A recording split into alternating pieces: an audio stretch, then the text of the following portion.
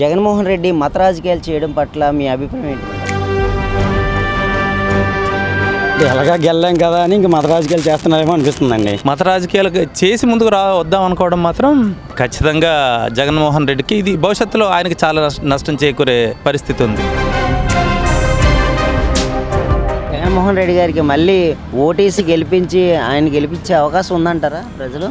ఎట్టి పరిస్థితుల్లో అతను ఏదో అపోహపడుతున్నాడు. నేను మళ్ళీ వచ్చేస్తాను, మీ గొడ్లు ఇప్పేస్తాను, అది ఇప్పేస్తాను, ఇది ఇప్పేస్తాను. అతను గొడ్లు ఇప్పించుకోవడానికి మళ్ళీ వస్తాడు. అది ఓటు వేయరు, ఆయన మళ్ళీ రాజకీయ నాయకుడు అవ్వలేడు కూడా.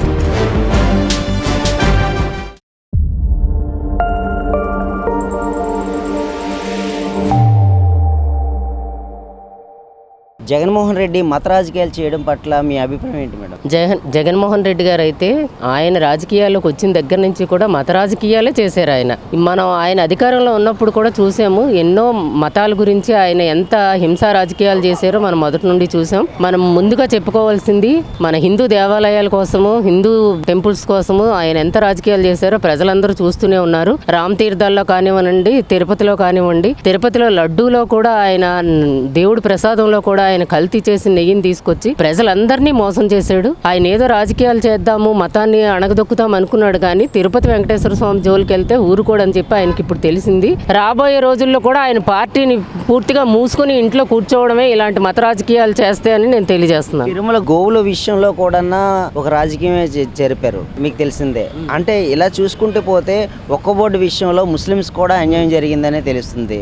దీని పట్ల మీ అభిప్రాయం ఏంటి?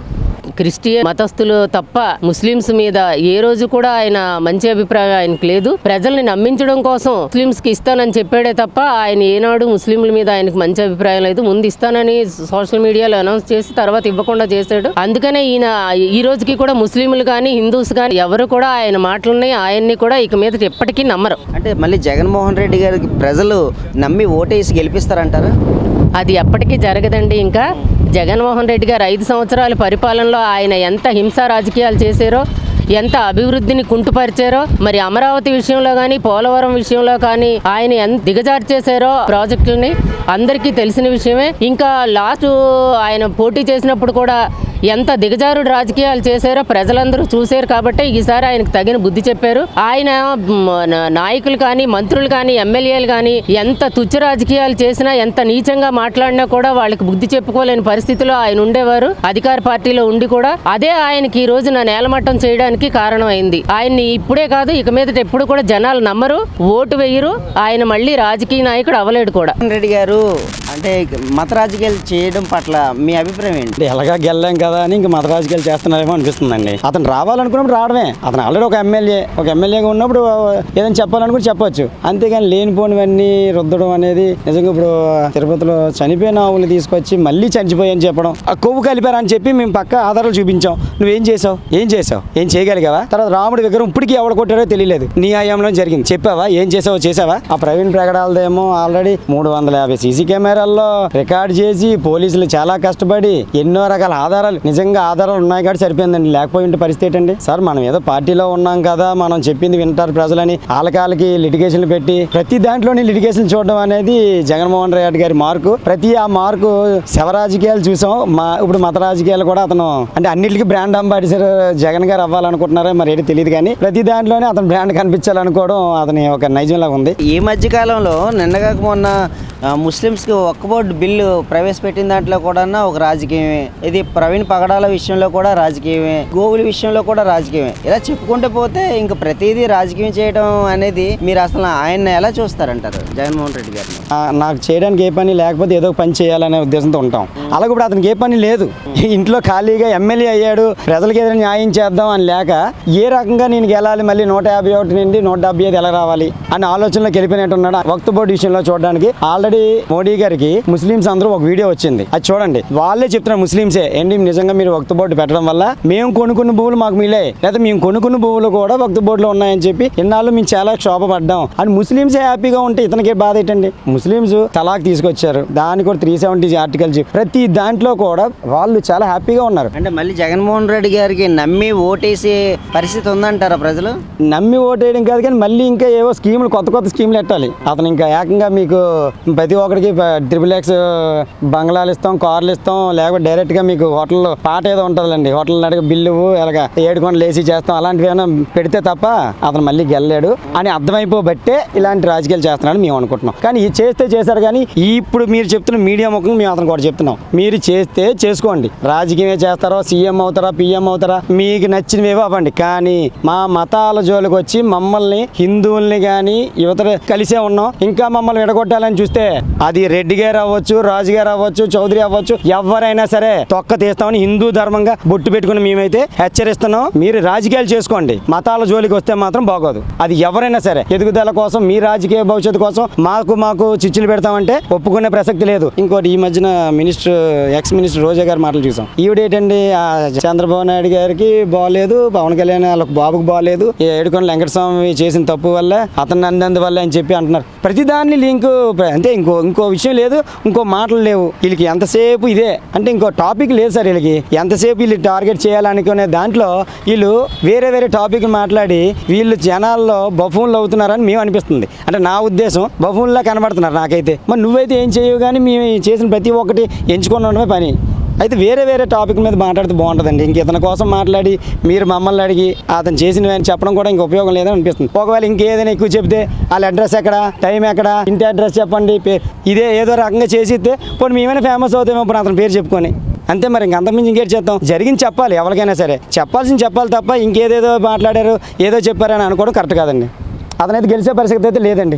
జగన్మోహన్ రెడ్డి మత రాజకీయాలు చేస్తున్నారని చెప్పేసి తెలుస్తుంది. అంటే వాస్తవంగా చూసుకున్నప్పటికీ కొన్ని మీడియాలోని, వాళ్ళ సోషల్ మీడియాలోని విపరీతమైన ప్రచారం కూడా చేస్తున్నారు. అంటే మత రాజకీయం అంటే ఇప్పుడు తిరుపతి ఇష్యూ, ఇప్పుడు గోవుల విషయంలో కావచ్చు, పాస్టర్ ప్రవీణ్ పగడాల విషయంలో కావచ్చు, ఇలా చూసుకుంటూ పోతే ఇంకా అనేక రకాల అంశాలు ఉన్నాయి. దీన్ని ఎలా చూస్తారు మీరు? అయితే జగన్మోహన్ రెడ్డి గారు మత రాజకీయాలు చేస్తున్నారంటే అది ఈ రోజు నుంచి ప్రారంభమైంది కాదండి. వాళ్ళ నాన్నగారి హయాంలో కూడా మనం చూస్తున్నాము హిందూ ముస్లిం గొడవలు హైదరాబాద్ లో జరగడం. దాని తర్వాత ఏవైతే పరిణామాల కొద్దీ ఆయన ముఖ్యమంత్రి అయిన తర్వాత ఎంఐఎం ఏదైతే ఉందో మా ఎంఐఎం అక్కడ హైదరాబాద్ లో బలపడడం, తర్వాత ఎంఐఎం వాళ్ళు అధికారంలోకి వచ్చిన తర్వాత వాళ్ళు మాట్లాడిన మాటలు, హిందువుల గురించి వాళ్ళు ఏదైతే వ్యాఖ్యానాలు, హిందువుల గురించి ఏవైతే వాళ్ళు ఏకపక్షంగా మాట్లాడడం, ఇవన్నీ మనం చూసాము.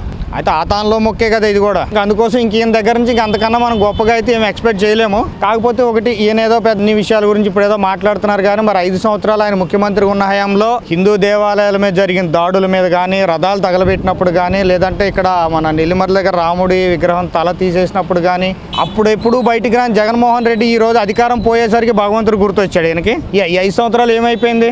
5 సంవత్సరాల మీద హిందూ దేవాలయాలు జాడు జరుగుతున్నప్పుడు ఒక ప్రెస్ మీట్ పెట్టి కనీసం దాన్ని ఖండించడానికి అప్పుడు నోరు పెగలేదా? వాళ్ళ మంత్రులను కంట్రోల్ చేసుకోవడం చేతగల తాగుబోతే అదొక మీకు మినిస్టర్ ఇచ్చాడు, తాగుబోతే అదో నోటుకు వచ్చినట్టు మాట్లాడు. ఆంజనేయం బొమ్మకే కదా చేయి తీసేశారని చెప్పి మాట్లాడాడు. ఒక తాగుబోతే అదొక మినిస్టర్ ఇచ్చేసి వాడు నోటుకు వచ్చినట్టు దేవుడి గురించి మాట్లాడుతూ ఉంటే కనీసం ఆయన కంట్రోల్ చేసుకోవడం చేతగాని ముఖ్యమంత్రి ఉండే 5 సంవత్సరాలు ఈ రోజు నీకు అధికారం పోయేసరికి నీకు హిందువుల గురించి, లేదంటే అక్కడెక్కడో ప్రవీణ్ పగడాల కోసం జరిగిందని చేసి బయటకు వస్తున్నారు. వాళ్ళ పార్టీ ఒక్కొక్కటి బయటకు వచ్చింది. అందులో నిజాలు ఏం జరిగినాయి, కనీసం అక్కడ ఏం జరిగిందో తెలియకుండా పోలీస్ ఎంక్వైరీ అవుతుండగానే నోటుకు వచ్చినట్టు మాట్లాడి ఆయన కంట్రోల్ చేసుకోవడం చేత కాలేదు. పార్టీ అధ్యక్షుడు గుండి కనీసం నీ పార్టీలో కుక్కలు బయటకు వచ్చి మరుగుతుంది, దాన్ని కంట్రోల్ చేసుకోవడం చేతకాని జగన్మోహన్ రెడ్డి ఈ రోజు వచ్చి హిందువుల గురించి మాట్లాడడం నోరు లెగుస్తుందా? ఆ నోటుకు వచ్చినట్టు మాట్లాడాడు, నోటుకు వచ్చినట్టు మాట్లాడుతూ ఆయన కంట్రోల్ చేసుకోవడం. ఈ రోజు వాస్తవాలు బయటకు వచ్చినాయి, వాస్తవాలు బయటకు ఖండించడానికి కూడా నోరు పెగలలేదు జగన్మోహన్ రెడ్డికి. పోలీసులు అన్ని ఎంక్వైరీ చేశారు. కనపడిన ప్రతి వైన్ షాప్ దగ్గర, కనపడిన ప్రతి బార్ షాప్ దగ్గర ఆయన ఉన్నాయి. రోడ్ల మీద ఎన్ని చోట్ల పడిపోయాడు, ఎన్ని చోట్ల లారీ కింద, బస్ కింద పడిపోయి పక్కకు తప్పుకోవడానికి ఎన్ని అవకాశాలు ఉన్నాయి. పోలీసు ఎస్ఐ రోడ్డు పక్కన ఆపేసి ఆయన ట్రీట్మెంట్ ఏదైతే ఆయనకి రెస్ట్ తీసుకోమని చెప్పిన ఇవన్నీ బయటకు వచ్చి ఇప్పుడు మాట్లాడమని వాళ్ళని. హిందువులకు వ్యతిరేకంగా మాట్లాడినప్పుడు మాత్రం వాటి నోరు ఎవరో పెగలవు, కానీ హిందువులకు వ్యతిరేకంగా మాట్లాడడానికి ఖండించడానికి ఎవడన్నా ముందుకు వస్తే మాత్రం ఖచ్చితంగా అదేదో వీళ్ళందరూ కలిపి హిందూ ముస్లింలు గొడవ పెడుతున్నారు, లేదంటే మత సామరస్యం కరెక్ట్గా లేదు అంటే. రాజకీయాలు చేసుకోండి, రాజకీయాలు దేనికోసం చేయాలి? మీరు అధికారంలో రావడం కోసం, ప్రజలకు మంచి చేయడానికి కోసం, మీకు ఏదైనా అవకాశం ఉంటే దానికోసం మాట్లాడండి. అంతే తప్ప నోటుకు వచ్చినట్టు అక్కడ ఏదో జరిగిన విషయాన్ని మీ రాజకీయ రంగు పులివేసుకొని జనాల మీద తీసుకొచ్చేసి దానికి ఏదో మేము వీళ్ళ వెనకాల ఉన్నాం, వాళ్ళ వెనకాల ఉన్నాం పిచ్చి మాటలు మాట్లాడితే జనాలు నమ్మే పరిస్థితులు లేరు. ఆల్రెడీ ఇప్పుడు తగిలింది, ఇంకో రెండు దెబ్బలు తగులుతాయి. జగన్మోహన్ రెడ్డి గారు మత రాజకీయం పట్ల మీ అభిప్రాయం ఏంటి సార్? ఇప్పుడు అతను మత రాజకీయాలు చేయడానికి ముందంజలో ఉంటాడండి. ఎందుకంటే అతను ఆలోచన ఉందో మరి లేదో మనకేం అర్థం అవ్వదు. కానీ తిరుపతి విషయంకి వచ్చినా, గోగుల విషయంకి వచ్చినప్పటికీ అంతే. ఎందుకంటే మొన్న చనిపోయిన అతని కోసం ఆలోచించినా అంతే. అంటే మతం ముందుని పెట్టుకుని రాజకీయం చేయాలనేది ఎన్నాలండి చేయగలం? ఇది మతాన్ని పెట్టుకుని, ఒక మతాన్ని పెట్టుకొని మనం రాజకీయం చేయాలంటే ఎప్పుడు చేయలేము. ఏదో మొన్న దశ బాగుండి ఆ రోజు ఏదో గెలిచారు తప్ప ఈసారి మాత్రం మొన్న ప్రజలు కూడా బుద్ధి చెప్పారు. మత రాజకీయాలు చేయడం వల్లే ఇతనికి మంచి తీర్పు ఇచ్చాము అని చెప్పేసి అందరూ అనుకున్నారు కూడా. ఇప్పుడున్న పరిస్థితుల్లో మత రాజకీయం పట్ల అంటే ఇప్పుడు నిన్న కాక మొన్న జరిగిన ప్రవీణ్ పగడాల విషయంలో కూడా మత రాజకీయం చేసి వైసీపీ సోషల్ మీడియాలో అతి తీవ్రంగా అయినటువంటి ఆరోపణలు చేసి కూటమి ప్రభుత్వాన్ని ద్వేషించేటట్టు చేయడం జరిగింది. ఇలా చూసుకున్నట్టయితే అనేక రకాలుగా ఇప్పుడు ముస్లిమ్స్కి ఒక్క బోర్డు విషయంలో కూడా అన్యాయం జరిగిందనే చెప్పుకోవచ్చా? ఏంటి అతను చేసింది అవసకాలండి. ఎందుకంటే అతనికి ఆలోచన ఉండదు, ఏటి మాట్లాడే అర్థం అవుదేమో అనిపిస్తుందండి మాకే. ఎందుకంటే అతనితో కూడా ఎలా జరిగిందో మొత్తం క్లియర్గా అందరికీ తెలిసిన విషయమే. అలాంటిది మత రాజకీయం అడ్డు పెట్టుకొని రాజకీయం చేశారు. ఇలాంటి రాజకీయాలు చేసుకుని ఎన్నాళ్ళంటే చేయగలరు. ఇప్పుడు కూడా రాజకీయంలోనే ఎదగాలనుకుంటే అందరూ కలుపుకొని పనిచేసిన ఎదగలరు. కానీ భూస్థాపితం అయిపోయింది ఎలాగన్నా ఇంకా అది కూడా అయిపోవడానికి అవకాశాలు ఎక్కువ ఉన్నాయి. ఎందుకంటే చూడవసరం లేదు.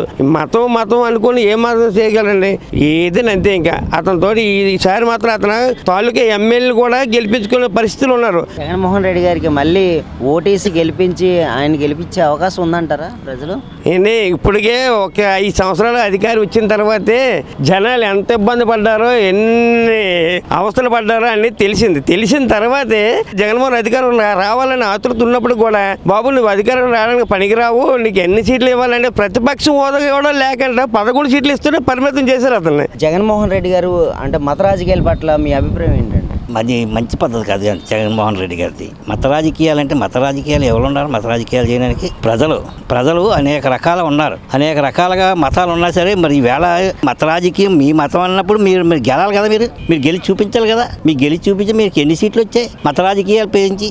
తిరుమల తిరుపతి దేవస్థానంలో గోవుల విషయంలో చనిపోవడం పట్ల మత రాజకీయం చేయటం, పాస్టర్ ప్రవీణ్ పగడాల చనిపోయిన తర్వాత మత రాజకీయం చేయటం, అలాగా ముస్లిమ్స్కి ఒక్క బోర్డు విషయంలోని కూడా మత రాజకీయం చేయటం, వాళ్ళ మనోభావాలు దెబ్బతీయటం, అంటే అనేక రకాల అంశాల పట్ల వీళ్ళు ఇలా మాట్లాడటం, అంటే వైసీపీ సోషల్ మీడియాలోని విపరీతమైన ప్రచారం చేయడం, దీన్ని మీరు ఎలా చూస్తారు? నేను ఖండిస్తున్నామండి. అది మంచి పద్ధతి కాదు. అది మత రాజకీయాలు. అది ఎప్పుడో చచ్చిపోయిన తిరుపతిలో గోవులు అవి తీసుకొచ్చి ఫోటోలు పెట్టి ధర్నాలు చేసి ఇవి చచ్చిపోయి నిన్న చచ్చిపోయి అని చెప్పి అది చేయడం అది పద్ధతి కాదు. మత రాజకీయాలు లేపడం, రకరకాలుగా భావించడం అది చాలా తప్పు. పాస్టర్ గారు చాలా చచ్చిపోయారు. 300-400 సీసీ కెమెరాలు తీసి చూపించడం వీళ్ళు నమ్మలేదంటే మరి అది ఎంత ఘోరమైన, అది మమ్మల్ని అలా చేశారు, ఇలా చేశారు, మమ్మల్ని డూప్లికేట్ పెట్టారు, అది పెట్టారు, చాలా తప్పు. అది ప్రజలు రెచ్చగొట్టే మత రాజకీయాలు చేయడం చాలా పొరపాటు, తప్పు. అంటే మళ్ళీ జగన్మోహన్ రెడ్డి గారికి ప్రజలు నమ్మి ఓటేసి గెలిపించే పరిస్థితి ఉందంటారా?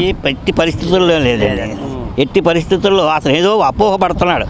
నేను మళ్ళీ వచ్చేస్తాను, మీ గొడ్లు ఇప్పేస్తాను, అది ఇప్పేస్తాను, ఇది ఇప్పేస్తాను.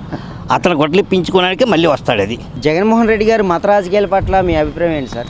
జగన్మోహన్ రెడ్డి గారు అనే వ్యక్తి మొదటి నుంచి ఇలాంటి రకమైన పరిస్థితులను అనుసరించి రాజకీయాలు చేయడం అనేది మనం చూస్తున్నాం. ఉదాహరణకి గతంలో జరిగినటువంటి, అంటే ఇప్పుడు మన తిరుపతిని మన ఉదాహరణకు తీసుకుందాం.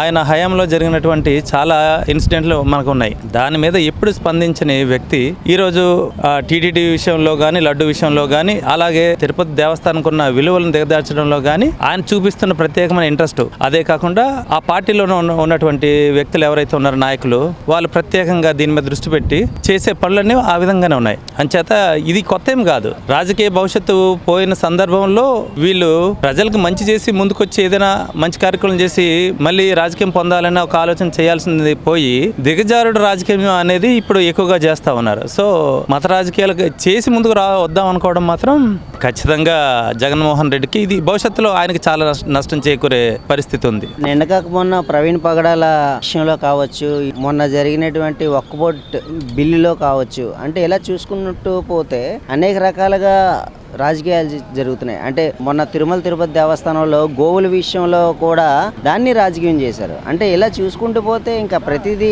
ఇలా రాజకీయం చేయడం కరెక్టే అంటారా? అదే చెప్తున్నా సార్. ఇప్పుడు రాముల వారి శిరస్ఖండన జరిగింది, అది అందరికి తెలిసిన విషయం. అది కూడా అతని హయాంలో జరిగింది. దానిపై ఎవరు కూడా హిందూ సంఘాలు కానీ ఇంకో ఎంతమంది వచ్చినా కూడా ఒక రాష్ట్ర ముఖ్యమంత్రిగా ఆయన పాత్ర అనేది ఎక్కడ కనబడలేదు. దానివల్ల చాలా మంది హిందువులు బాధపడ్డారు. ఇప్పుడు మొన్న జరిగిన మీరు చెప్పిన ఈ పాస్టర్ గారి విషయంలో అయితే వాస్తవాలు తెలియక ముందే దీనికి ఒక మసిపూసి మారేడుకాయ చేసి వీళ్ళు ఏ విధంగా చెప్తున్నారు. రోజా అయితే ఎలా చెప్తున్నారంటే వాళ్ళు ఏదో చేశారు, దానివల్ల ఇవన్నీ జరిగాయి, దానివల్ల మీరు ఈరోజు అనుభవిస్తున్నారనే అటువంటి వ్యాఖ్యలు చేయడం చాలా దారుణం. అంటే అసత్యాలన్నీ ప్రచారంలోకి తీసుకొచ్చి ఇదే వాస్తవం అని చెప్పే ప్రయత్నం అలా చేయడం వల్ల ప్రజల్ని పక్కదో పట్టించేసి ఏదో లబ్ధి పొందేద్దామన్న ఒక దురాలోచనలతో ఈరోజు వీళ్ళు ఈ రకమైన వ్యాఖ్యలు చేయడం జరుగుతూ ఉంది. ఇది ముమ్మాటికి రేపొద్దున వాళ్ళకి కానీ వారి పార్టీకి కానీ భవిష్యత్తులో వైసీపీ పార్టీ కనుమరుగైపోతుంది అని చెప్పడంలో కూడా ఆశ్చర్యపోక్కర్లేదు. అంటే మళ్ళీ జగన్మోహన్ రెడ్డి గారికి ఓటేసి గెలిపించే పరిస్థితి ఉందంటారా? ప్రజలు నమ్ముతారు అసలు జగన్మోహన్ రెడ్డి గారికి? జగన్మోహన్ రెడ్డి అనే వ్యక్తి భవిష్యత్తులో ముందుకెళ్లాలనుకుంటే ఇలాంటి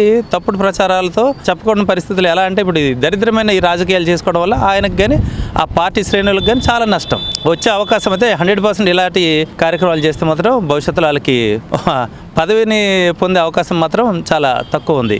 జగన్మోహన్ రెడ్డి గారు మత రాజకీయం పట్ల అంటే అనేక రకాల అంశాలు ఇప్పుడు చూస్తూ ఉన్నాం. తిరుమల తిరుపతి దేవస్థానంలో కావచ్చు, గోవుల విషయంలో కావచ్చు, అలాగే లడ్డు విషయంలో కావచ్చు, తర్వాత మొన్న జరిగినటువంటి ప్రవీణ్ పగడాల విషయంలో కావచ్చు, మొన్న జరిగినటువంటి వక్ఫ్ బోర్డు బిల్లు విషయంలో కావచ్చు, అంటే అనేక రకాలుగా మత రాజకీయం చేయడానికే ఆయన చూస్తున్నారని చెప్పేసి తెలుస్తుంది. మీరు దీనిపై ఏమనుకుంటున్నారు?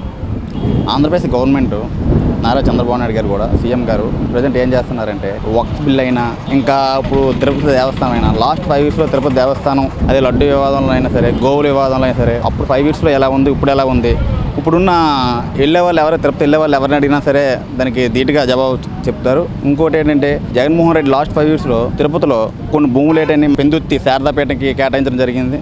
అక్కడ కూడా ఇప్పుడు మన సనాతన ధర్మం గురించి కూడా అక్కడ ముంతాజ్ హోటల్కి అంటే చట్టవిరుద్ధంగా భూములు కేటాయించడం కూడా జరిగింది. ఇవి కూటమి ప్రభుత్వం వచ్చాక వాటిని రద్దు చేయడం కూడా జరిగింది. ఇంకా గోవుల విషయంలో గత 4 సంవత్సరాల్లో ఎన్ని గోవులు చనిపోయాయో అక్కడ ఉన్న లాస్ట్ 5 years ఈవో గారు కూడా మొన్న యాక్షన్ తీసుకోవడం కూడా జరిగింది. దాని మీద శవ రాజకీయాలు చేయాలంటే ఇప్పుడు ప్రవీణ్ పగడాల గారు కూడా అతను చనిపోయేటప్పుడు మనకి అందరికీ CCTV ఫుటేజ్ కూడా వచ్చింది. అది ఎక్కడెక్కడ డ్రింక్ చేశారు అతను, లాస్ట్ పడిపోయినప్పుడు కూడా మళ్ళీ కూడా అతను 2-3 సార్లు CC ఫుటేజ్ కూడా వచ్చాయి. ఆ శవ రాజకీయం పట్టుకొని దాన్ని ప్రభుత్వం మీద బురద జల్లి ఏదో లబ్ధి పొందాలని చూస్తున్నారు. జగన్మోహన్ రెడ్డి గారికి ఓటేసి గెలిపించే పరిస్థితి ఉందంటారా జనం? లాస్ట్ టైం 11 సీట్లు వచ్చాయి. ఈ టైం కూడా అవి కూడా రాకుండా కూడా వాళ్ళ పార్టీని వాళ్ళే బురద జల్లుకుంటున్నారు. నిజాయితీగా వెళ్తే పార్టీ పెరుగుతుంది తప్ప ఇలా అబద్ధాలు ఆడి శవ రాజకీయాలు చేస్తే మిగతా పార్టీ కూడా పోతుందని నేను అనుకుంటున్నాను.